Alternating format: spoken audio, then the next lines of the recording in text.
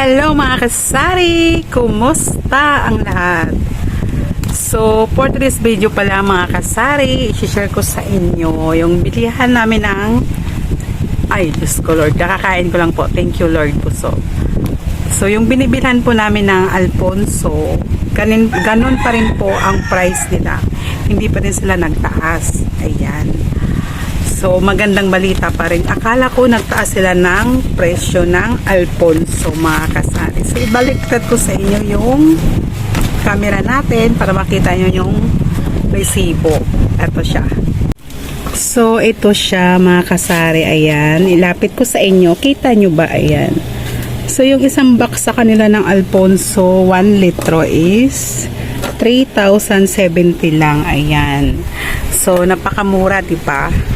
Total ko nga 3,070 divide 12. So ang punuhunan lang sa kanila is 255.83. Ayan.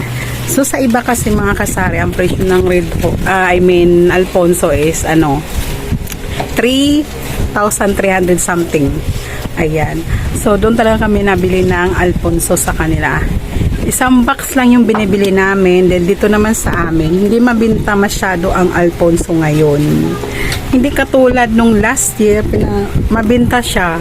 Ngayon hindi na masyado. Siguro sa isang linggo, may bumili lang 2, 3. So ayun. Kaya isang box lang yung binibili namin mga kasari. At least pag may naghanap, may maibigay kami, di pa? So, ang sa amin talaga, yung super mabinta talaga sa aming tindahan na hanap is itong gin. Ayan siya. Ayan, ito. Yan talaga yung super mabinta niyan mga kasari. Kaya yung binibili namin yan, 2 or 3 packs. Ayan. So, pag di masyado mabinta yung alak, isang box lang, at least may stock tayo para pag may biglaang nabili, may mga bisita, may handaan kung gusto yung ganong alak, may maibigay tayo, di ba? Sayang din kung wala tayong maibigay kasi malaki ang tubo. So ayun. Ay, may So yung nakuha pala namin, yung nabili ng asawa kong Alfonso, ayan, may free na t-shirt. Ayan. Ayan siya. Huwag mo na buksan, love. Ayan siya. Tapos, may ibang binili din yung asawa ko. Ayan. So, lumakas sa akin si Maite at saka si Camel. Kasi dun sa labasan sa amin, may mga construction worker. Ang niyusin nila is Camel saka Maite. So, kung kinukuha ko lang sa ahente ko is 3 Camel. So, ubos na siya. Hindi umabot ng Wednesday. So, ngayon linggo pa lang. Hindi umabot. Ubos na ubos yung Camel ko saka Mighty na Mintol. Ayan. So, kaya nagpabili ako sa asawa ko doon. Doon din siya mga kasari doon. Mas mura din doon ng konti. Kasi yung Marlboro Red nila is 153 lang. Ayan. Saan ba yun? Ito nga. Ayan. So, ibaliktad ko nga. Ayan. Makikita nyo naman pala. Kasi naka-dual video ako. Ayan. So, nagpabili lang ako ng 3 Camel, 106.60 isang kaha, 2 Fortune, ayan, 125.70. Tapos yung Marlboro Blue nila is 153. Marlboro Red nila is 152.50. So, ayan, yung napamili ng asawa ko yung sigarilyo is 1,865.30.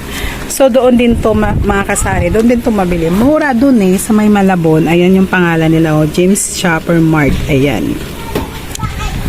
Kaya lang, medyo malayo talaga siya sa amin. Siguro mga 35 to 40 minutes yung biyahe. So, okay lang naman. Pag hindi naman traffic, mga 30 minutes lang. Kasi nakamotor naman yung asawa ko. And then, namili din ng grocery kung ano lang yung wala dito sa aming tindahan. Ayan. 552 na nila. Ayan. Ay, bakit ganyan? Siguro yung binili ng asawa ko yung may mga... Anong binili mo, love? Yung hindi isahan? Yung 55 apritada? Oo, meron 5 dun. Okay. 5 piraso yan. So, total nga natin. Ay, magkano yan? 129, 50, divide 5. So, lumalabas lang siya. Ay, mura. Lumalabas lang siyang 29.90. Mura na apritada sa kanila. Kasi karamihan kasi namimili kami is sa Pure Gold. Ayan. So, ang wala lang, ang hindi lang nabili ng asawa ko doon is wala silang nagaraya katulad nito. Ayan. So, ito mga to, sa Pure Gold talaga yan nabili namin. Ayan. So, hindi siya nakabili noon. Nakabili ka ng honey? Meron. Dami na ano nila. Oh, ang mahal na ng honey. My God. Ayan na yung honey nila, guys. Oh, 38.90. 38, no? 38.90 divided by 16. Mahal na yung honey. So, ito yung napamili ng asawa ko sa grocery. Doon din yan siya. Ayan. 1, 2, 34.10. So, magkaiba kasi. Isang grocery lang naman sila ito. Pero yung ito kasi may maliit silang ano doon sa loob. Kaya magkaiba ng resibo. Ayan siya. Pero dito talaga guys, dito sa Alfonso na yan, di ba? Napakamura. Ayan pala. Ay, nakabili ka pala rin. So, nakabili pala yung asawa ko ng ano, saglit lang ito. Ayan. So, sa wakas, matagal kami naghanap nito kasi super binta nito sa amin. Itong si Mr. Chips na sweet corn. Ayan. Bihira lang magkaroon ito sa Pure Gold kahit saan. Iwan ko ba? Ala, ang dami naman. Bakit? Ang dami namang pumutok. Kita nyo naman. Bakit di ko naman siya inano, pinakpan? 3. Bakit? Dapat hindi mo pinasiksik. Kaya ang dami. So, ito nga siya. Ayan. Ilan yung walang hangin? Hindi, may hangin lahat yan. Yung isa iniwan ko eh. Wala ang hangin yun. Yun, ano, Siguro na yoke. Ito pa oh. Magkano nga puhunan nito? Magkano puhunan? Tignan mga sa resibo lang. Masam yun. Tignan nyo naman guys. Ayan. Hindi inasahan.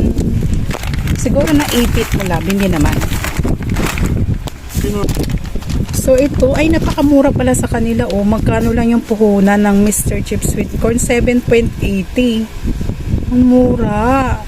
Sa iba kasi niyan guys, 9 something na yan puhunan yan. Kaya 12 yung bintahan ko niyan.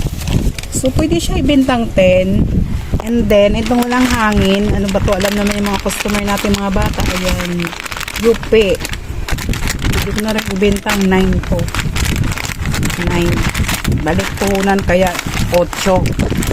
Sayang naman oh. Ayan oh, 4. Siguro naipit. Ayan na yung binili ng asawa ko. Ayan siya. Mura talaga dun guys. Mura talaga dun sa gyms. Sa may Malabon. Sa may ano sila. Sa may Acacia. Tapat sila ng Mercury. Ito yung address nila oh. Ayan. Ayan. Acacia Street, Malabon. Ayan siya.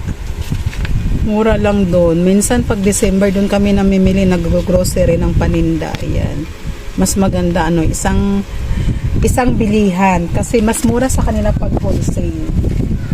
Ayan. So tignan natin yung dingdong kung magkano sa kanila kasi sa iba o di ba sa kanila magkano pala yung dingdong sa kanila. Ayan, 19.50. Ayan. So sa iba niyan is 20 na something. 20.25 ba? Ayan. So, nagmahal na talaga. Tapos yung tato sa kanila, ay, magkano ba? 8.20. Ayan. Ayan yung tato sa kanila, oh. So, napakamura, diba? Ayan, oh. Kita ba? Ayan.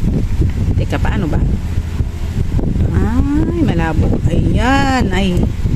Ayan. Kita nyo naman yung tato sa kanila, diba? Napako. Tato sis sweet ko. Saan ba yung sinabi? Magkaiba ba? Barang saan ba yung sweet nito? Basta mura lang. Size lang mahigit yung puhunan. Diba napakamura mga kasari? Ang laking bagay. So sa mga taga Malabon, sinong taga Malabon dito na ano, subscribers ko guys, pwede kayo mamili sa kanila. Doon kayo mamili sa may Acacia. Ayan yung address nila, oh. Mura lang sa kanila. May wholesale sila and then may retail din. So, pwede kayo mamili sa grocery nila. Ayan. So, pag bumili pala kayo doon ng wholesale, bilhin nyo, kunyari, isang box ng Alfonso, isang box ng gin, ilista nyo na lang dito sa, kunyari, dito, ilista nyo yung date nyan, tapos pangalan mo, kunyari, 2 box ng gin, 2 box gin, yan, ganyan, tapos Alfonso, tapos MP, ganyan, yan. Tapos ibigay mo sa, pasok ka sa guard, tapos tanong mo yung kahira ng, ng wholesale doon. Iba yung pila ng wholesale show doon. And then, pagkatapos nun, may ibibigay sa'yo yung babae na, number, yung number ng in-order mo. So, pwede ka na pumasok sa loob sa grocery nila, pwede ka na mag-grocery habang inaantay mo yung order ng pinag-order mo sa wholesale. So, doon mo siya antayin sa my guard. Ayan.